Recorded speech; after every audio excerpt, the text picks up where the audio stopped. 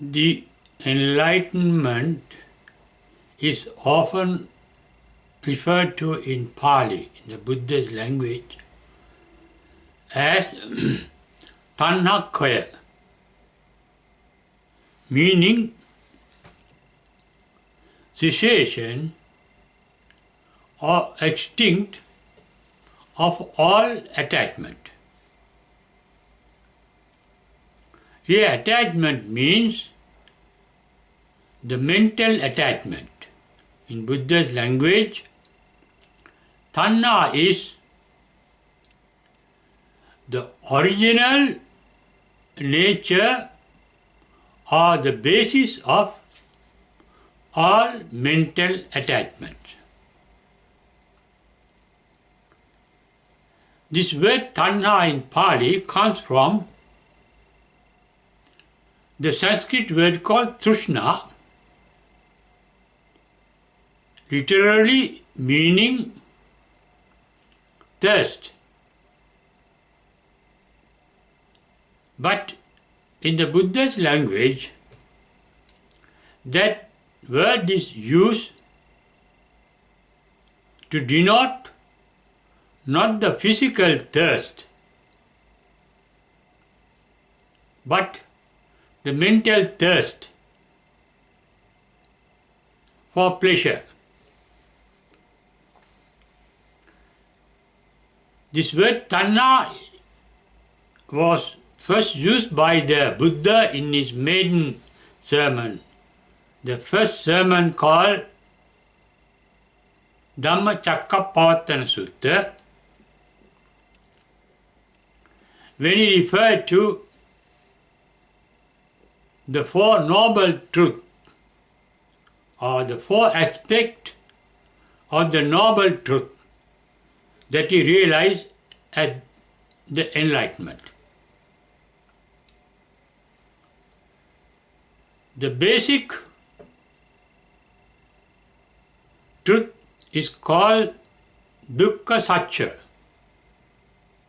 It is translated English as the truth of suffering. But it is not the exact meaning.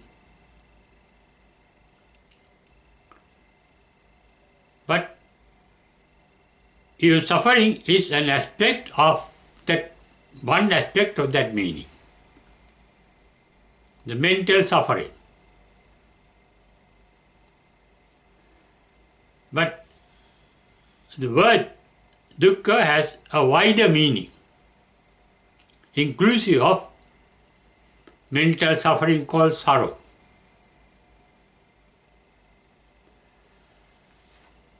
The second truth is called dukkha nirodha satya. There is enlightenment, extinction of suffering or extinction of sorrow.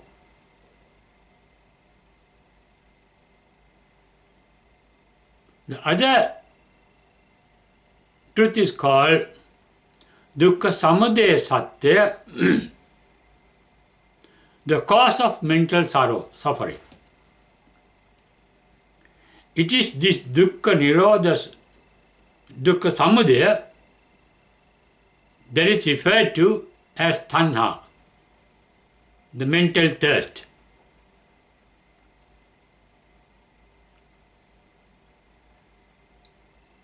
Buddha, for 45 years, taught the path to the extinction of all suffering, both mental and physical suffering. And that path or technique is called dukkha nirodha gamini patipada satya in Buddhist language. Thus, the main purpose of the Buddha is the extinction of suffering that all beings undergo in their life.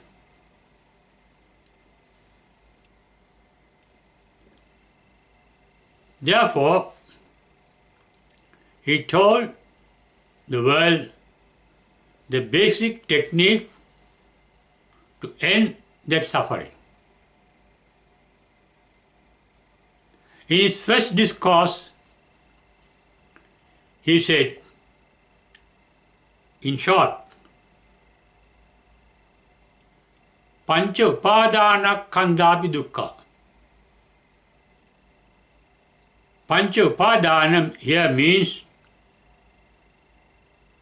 5 aspects of a thought. The formation of a thought, its beginning and its ending. Thought formation.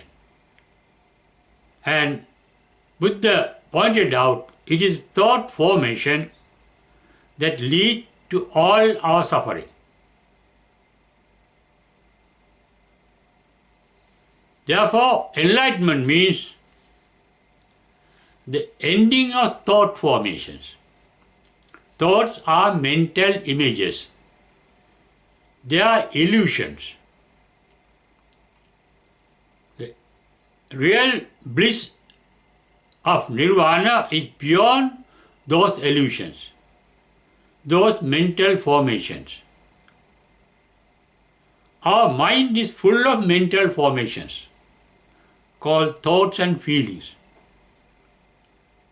Once the mind is fully empty of thoughts and feelings, there crops up the original bliss of mind called nirvana.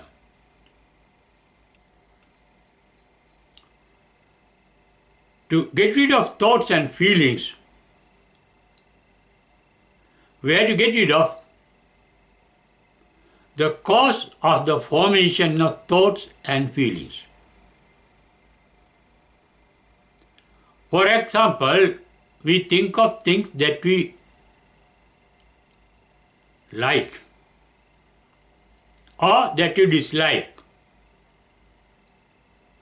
or that we are ignorant of. There is also a desire to know the unknown, desire to know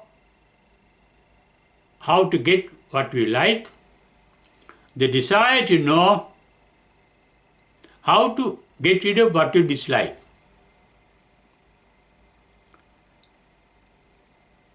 We dislike a thing when it is not in the form we like. Therefore, liking is the basis of disliking. The basis of both liking and disliking is the ignorance of the reality of things. We get attached to things without knowing their real nature. We resent things without knowing their real nature. The real nature of every item in this universe is referred to by the Buddha as the triple nature of the reality, the triple nature of the universe.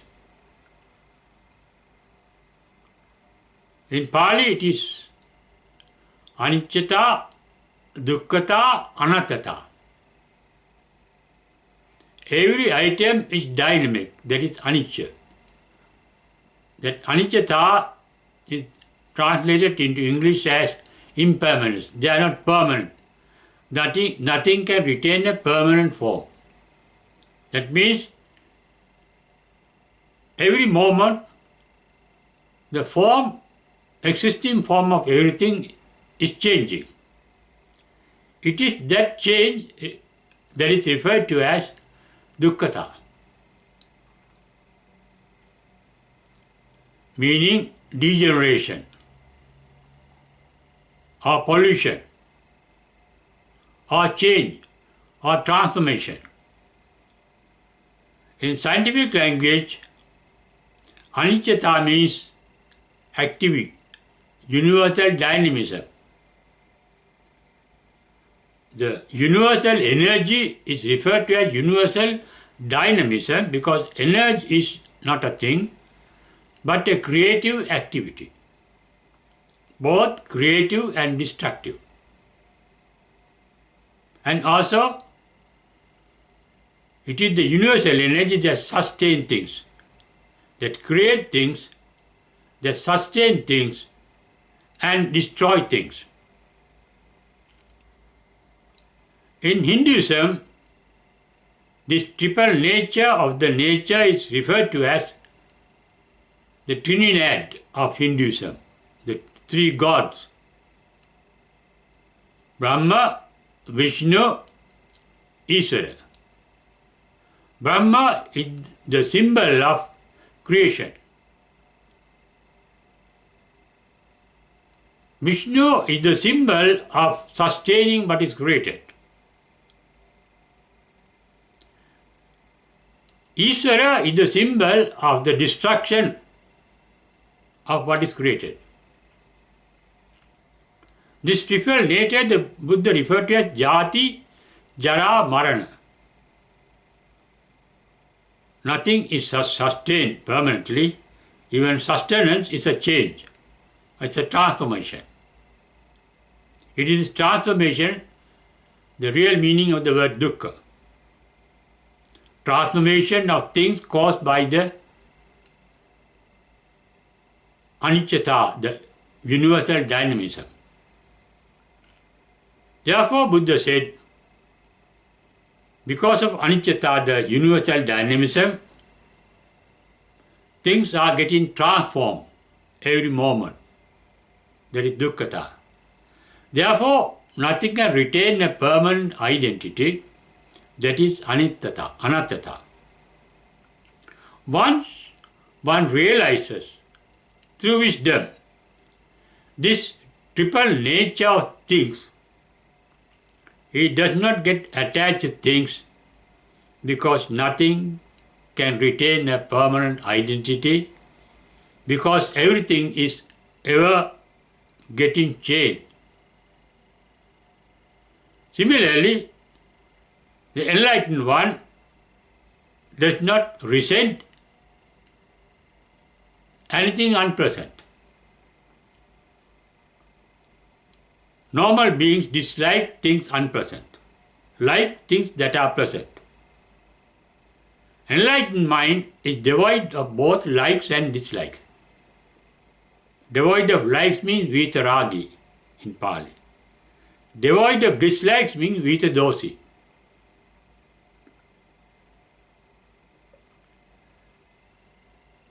This type of mentality gets manifested once you realize the true nature of things. Not knowing the true nature of things is called moha. Enlightenment is referred to as the destruction of attachment, resentment and ignorance. In Pali, ragakkayo, cessation of attachment. Dosakkayo, resentment of destruction of resentment, extinction of resentment. Mohakaya is extinction of ignorance. Ignorance of what? The reality of things, as I mentioned earlier. The basic reality we are faced in this world is dukkha. We are all suffering, both mentally and physically. As I mentioned earlier, it is to teach the world how to extinct all mental and physical suffering that Buddha preached his doctrine for 45 years. And he said, to end suffering, we have to get rid of the cause of suffering. The cause of suffering is our attachment to sensual objects for sensual pleasure, and that is called kama tanha. That is the one of the main triple aspect of the mental cause of suffering called tanha, mental thirst. One aspect is thirst for sensual pleasures, that is called kama tanha. And that attachment to sensual pleasures is directed to selected items. Not all sense objects, but only a certain type of sense objects. And we like to get only those what we like. And this attachment or that thirst for things that we like, this thirst for pleasant sensual objects is called bhavatanha. Bhava means to happen. We want pleasant sensual pleasures to get manifested. And that is the positive aspect of the thirst for pleasure. The negative aspect is called vibhavatanha. Not to happen things that are unpleasant. Non-manifestation of things that are unpleasant. Throughout our life, we are struggling to collect sensual objects that are pleasant and to get rid of sensual objects that are unpleasant. But as I told you earlier, all physical objects are subject to birth, decay and death, as Buddha said, jati, jara, marana. That means every material object that is born or created or manifested is subject to decay and destruction or death. Once this reality is realized, one gets enlightened by not being attached to things that are pleasant and not resenting things that are unpleasant. Things both pleasant and unpleasant are created by the nature. We live in a world full of things that are both pleasant and unpleasant. And Buddha pointed out that it is one unwise to be attached to these temporary pleasant objects and resent temporary unpleasant objects.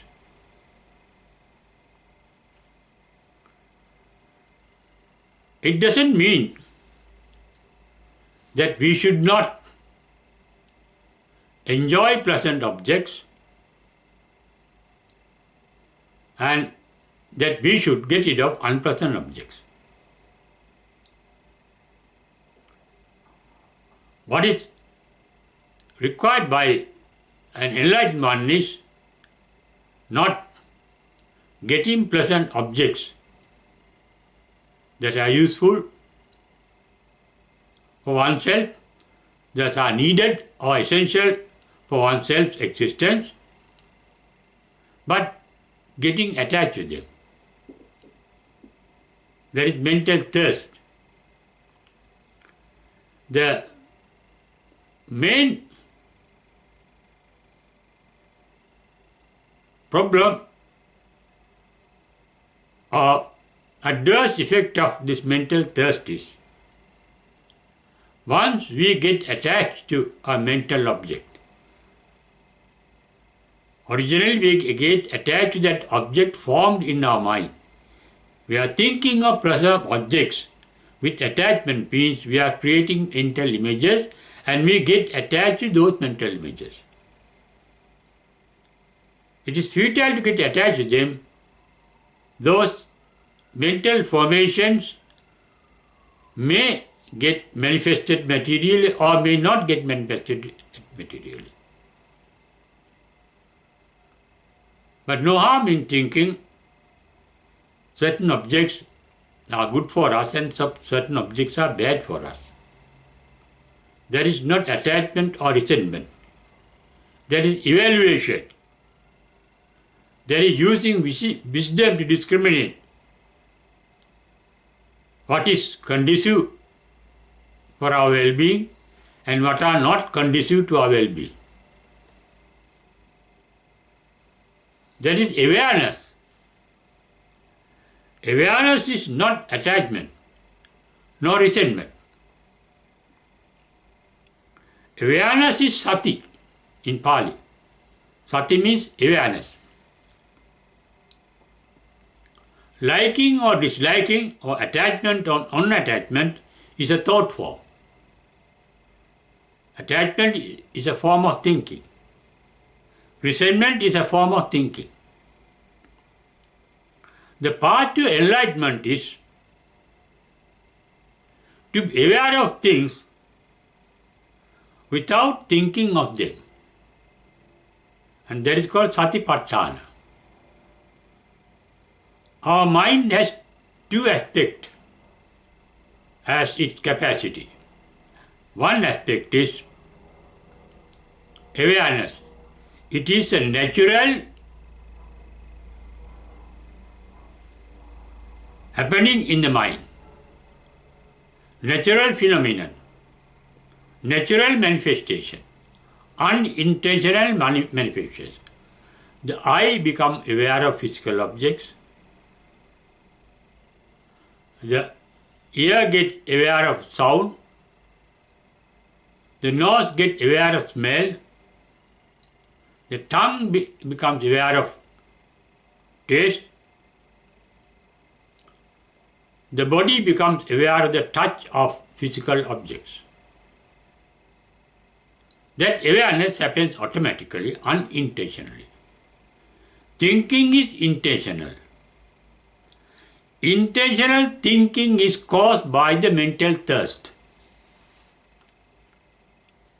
Mental thirst, as I referred to, the tanha, was referred to by the Buddha in three aspects in his very first sermon called Dhammacakkappavattana Sutta. Kama tanha, bhava tanha, vibhava tanha. Thirst for sensual objects. Because that very thirst for sensual object is the cause of all suffering. That is why Buddha said in Dhammapada, Tanhaya jayati soko. Mental thirst. Kamato jayati soko. From kama. Kama tanha is the cause of kama tanha for sensual objects, pleasant objects. Resentment is due to the attachment to pleasant objects, because when things are not pleasant, we resent them. Enlightenment means at the end of awareness. After enlightenment, there is only awareness but no thinking. Awareness means sensation. Awareness of sensation is called in Pali Sanya Vedaita. When physical senses become aware of sense objects, they send a certain signal to the mind that is called Sanya. Sanya Vedaita means becoming aware of those signals, sensory signals, about sense objects that sense organs become aware of. The first step for enlightenment is to adhere to awareness or sensation without getting attached to them and thinking of them with the thirst for pleasure or the thirst for getting things of pleasure that what one likes, what one's choice, and to get rid of things that what one dislikes. Once this thirst for mental objects that we call attachment is achieved, get manifested, the mind becomes free of all mental suffering.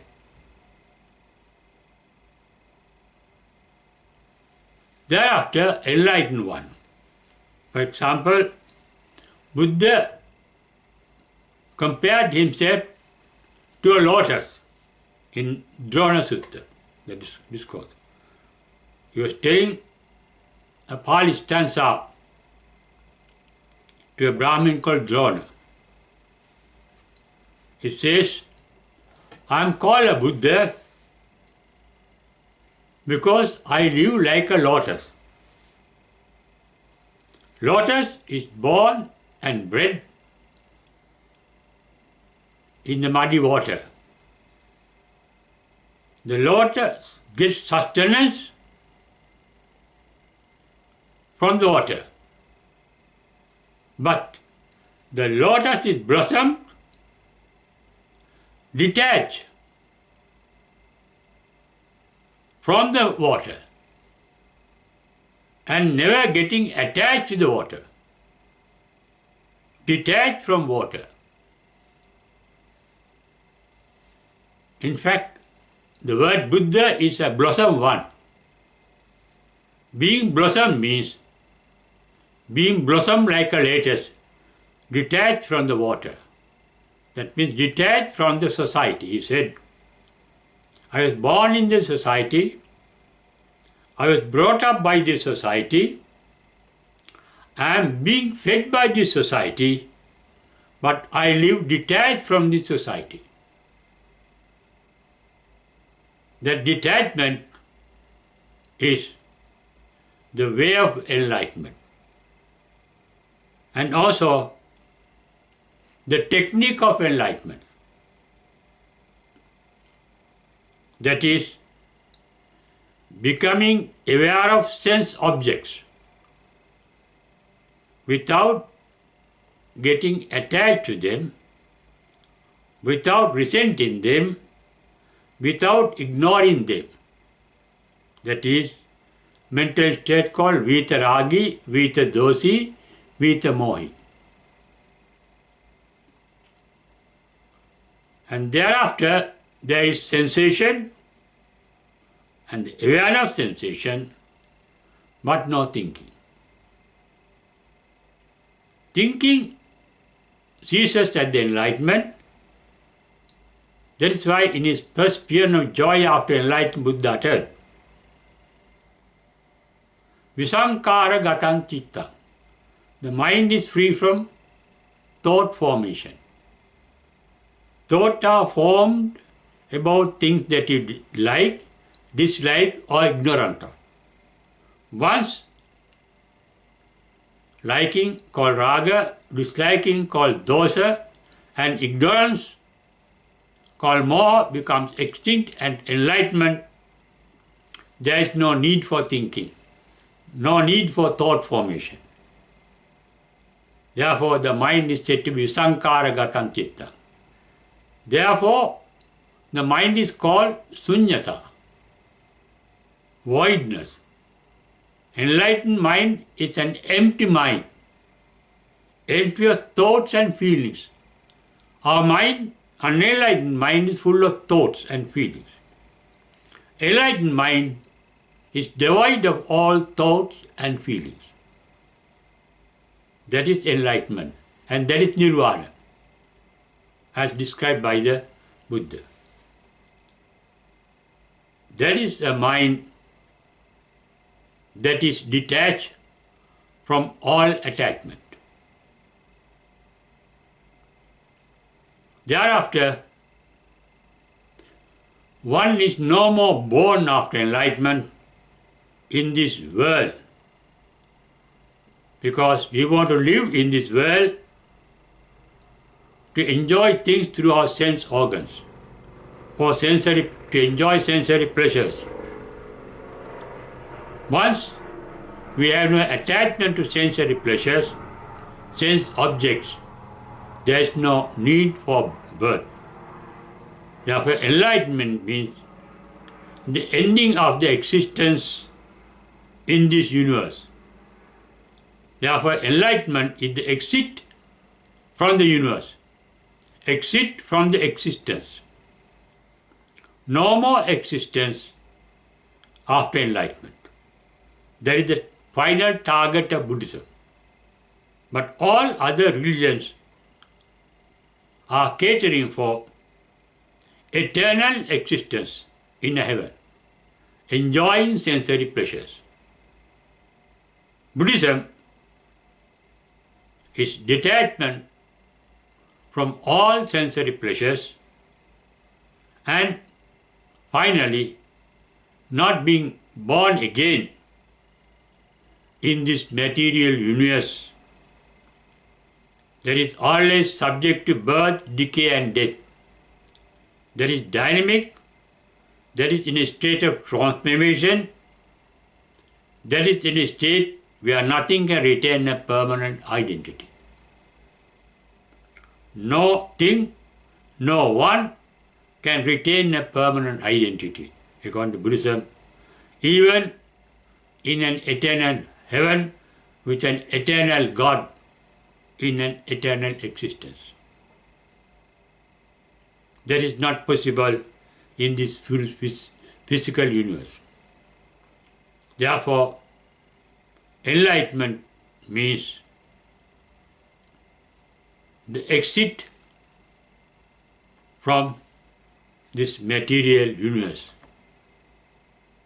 Firstly, by getting detached from all attachment to all sensory pleasures of this universe and resentment to all sensory objects that are harmful to us, that are unpleasant to us. Therefore, path to enlightenment is to accept things as they are. To accept things as they are, we have to see things as they are. That they are born to decay and die. Seeing things as they are is called yatha bhuta jnana darsana. Then we are able to accept things as they are, and that is called yatha labha santutti. Therefore, accepting things as they are is the path to detachment from all attachment to sense objects and to exit from this material universe.